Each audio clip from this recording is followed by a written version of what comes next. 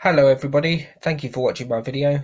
Don't forget to hit like and subscribe, and also do check out the description below for various other content that I produce. Son of Alfred the Great and father of Athelstan, Edward the Elder's place in history should be more secure than it actually is. He is one of our most important kings, and this is a brief discussion of his life and reign. He was born in the mid-870s, but he differed slightly in character to his father. Whereas Alfred the Great loved learning and tried to spread it as far and wide as he could during his reign, Edward was far less enthusiastic about education.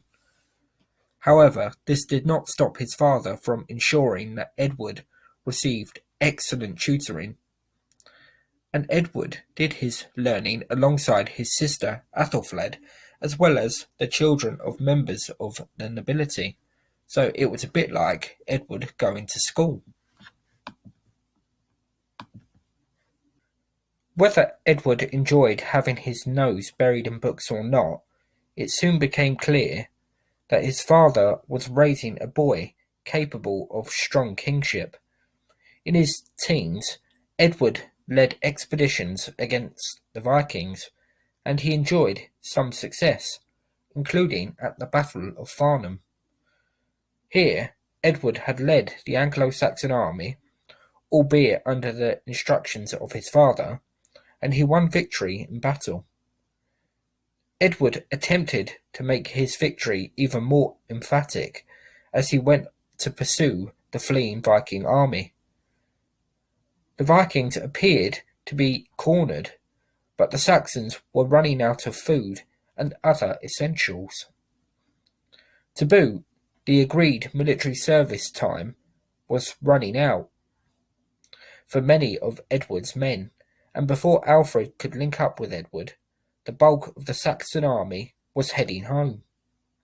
Nonetheless, Edward had shown potential in his military leadership, and by the time of the death of his father in 899, he was experienced in both military campaigning and in royal administration.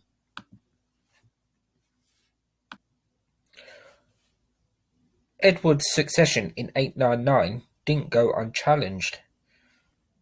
His cousin Athelwold had been overlooked in 871 for the throne due to the fact he was only a young boy when his father Athelred I died.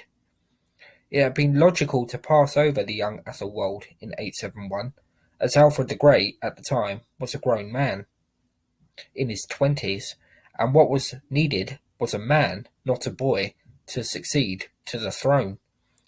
However, now Alfred was dead, Athelwold certainly had a legitimate claim to the throne. This could potentially be a tricky situation for Edward, as Athelwold went into revolt. Athelwold gained support in Essex before he launched an assault on Mercia. By this point, Athelwold had switched sides to the Vikings, and at the Battle of Holm, Athelwold's rebellion came to a swift end. Technically, the Vikings were successful in this battle, but they sustained very heavy losses, and Athelwold himself was killed in the fighting.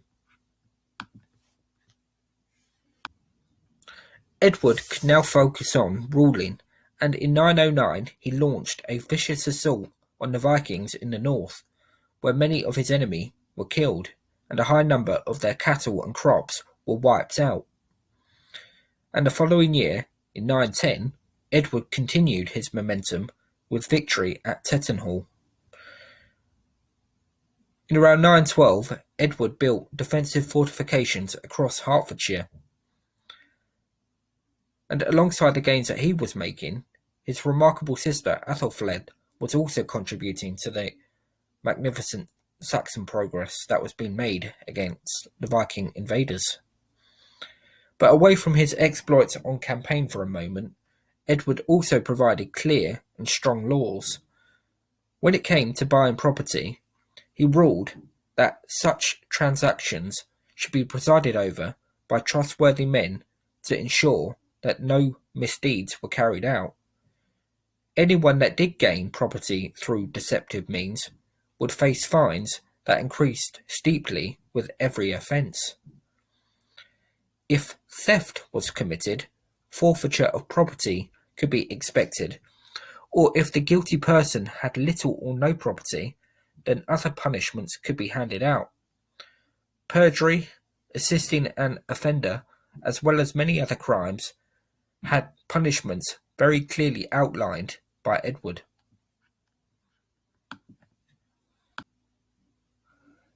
In 914, one of Edward's bishops was taken hostage.